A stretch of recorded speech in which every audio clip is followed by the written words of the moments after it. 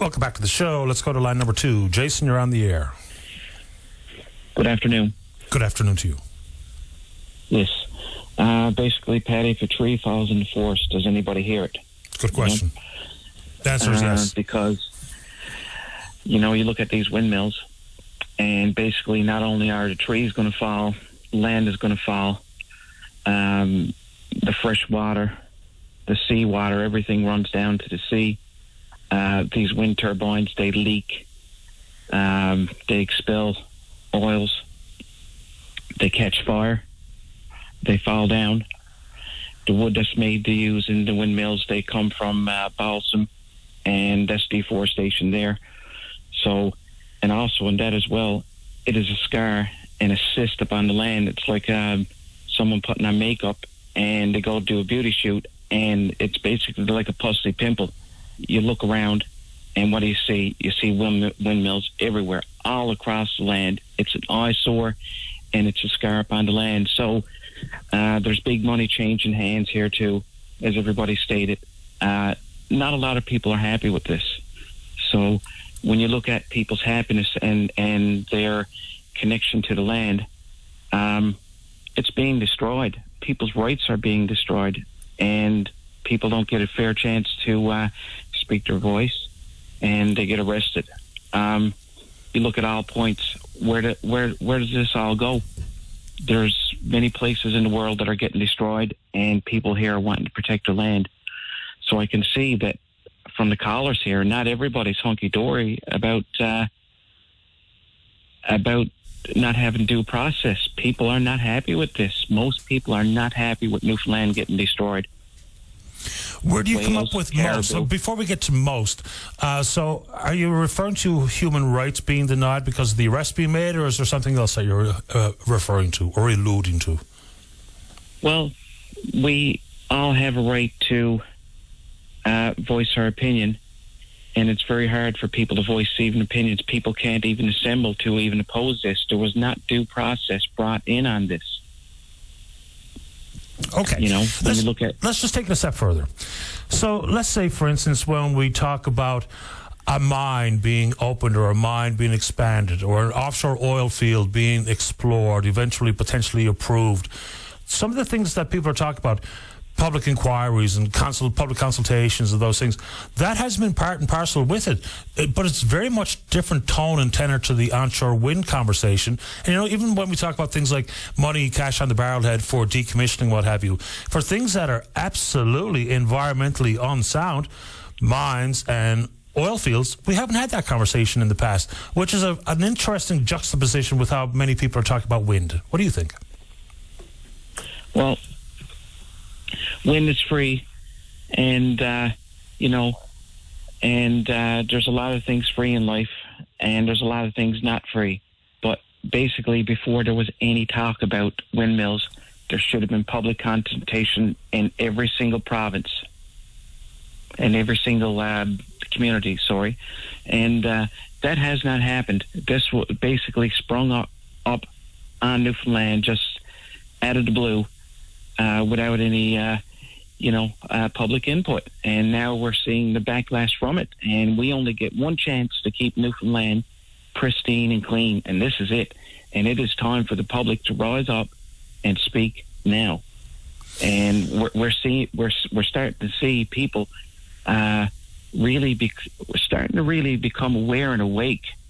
You look at a lot of things in life, and people are not as green as they were back in 20 or 21. People are really starting to voice their opinions, and you can see that the government is starting to clamp down on that too as well. So, but people do need a place to assemble and to oppose this, and at least there's open line for people to talk about this. And now it's getting out, but also to NTV and other Canadian broadcasting places need to start going down there and filming this and giving people their voices. And obviously government is going to oppose that, because no government is going to want people to have their own voice. I wonder if there wasn't the issue regarding a thing or a place you can live in, like that particular boat, if they had been there like they were the week prior. The protest was happening at Confederation Building, and there was no kerfuffle, no back and forth. Nobody was told they had to leave. No one was told they had to shut up. I think the boat is apparently what becomes the problem. Whether that's the right thing or the wrong things, I'm not saying one way or the other.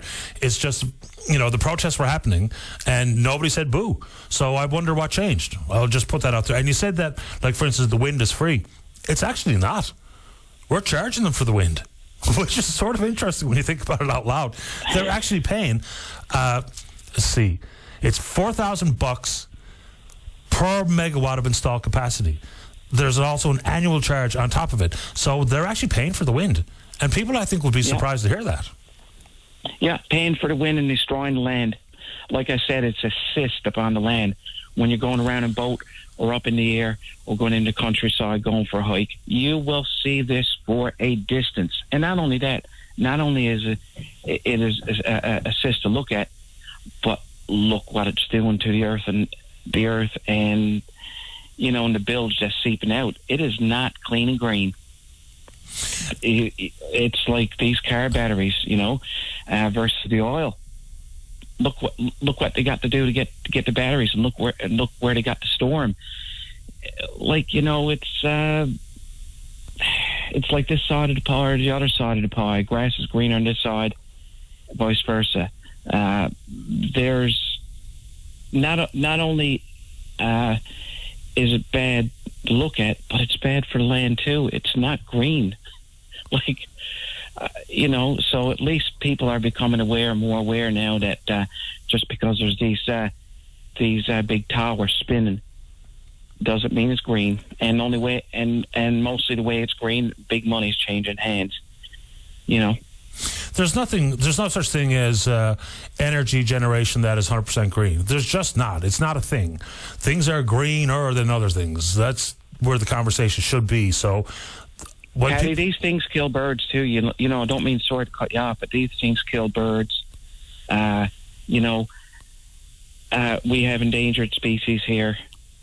It's just, there's no way to look at this. It's just no way to look at it in a positive perspective. People here want to protect Newfoundland. We want to protect Newfoundland from its own government. How ironic is that? The government are not for the people. This is just a question. This is not a gotcha.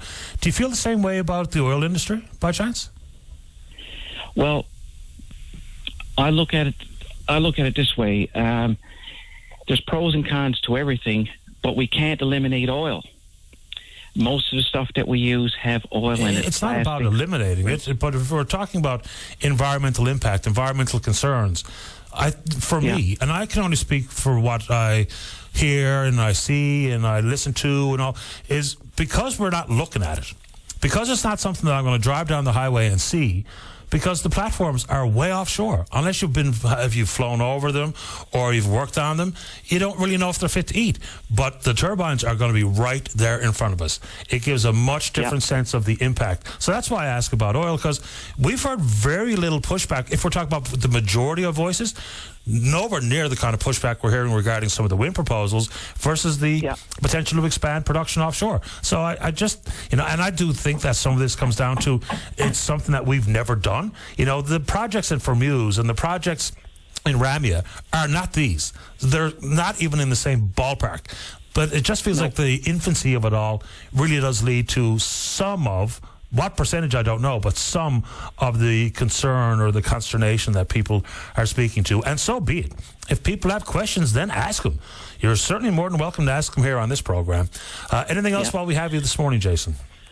Well, before I go, I'd like to say I hope and pray everybody calls in, everybody gets together, everybody stands and raises their voice, get out against the government, make this a very public issue, and let's keep Newfoundland safe and green and keep it from the hands of the government. Speak up, everybody. Speak up, and everybody come together, and let's it's like that song, Ode to Newfoundland. And I love Newfoundland.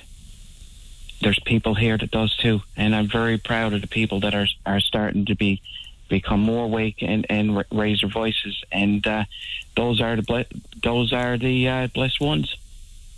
I appreciate your time. Thanks for calling, Jason. You're welcome. Take care. You too. Alrighty, bye-bye. I suppose it's time to see if we can't get Minister Parsons back on the show, David, because the questions are piling up. And so we're happy to compile them and put them to our elected representatives. And that would, I guess, start with Minister Parsons, given that his portfolio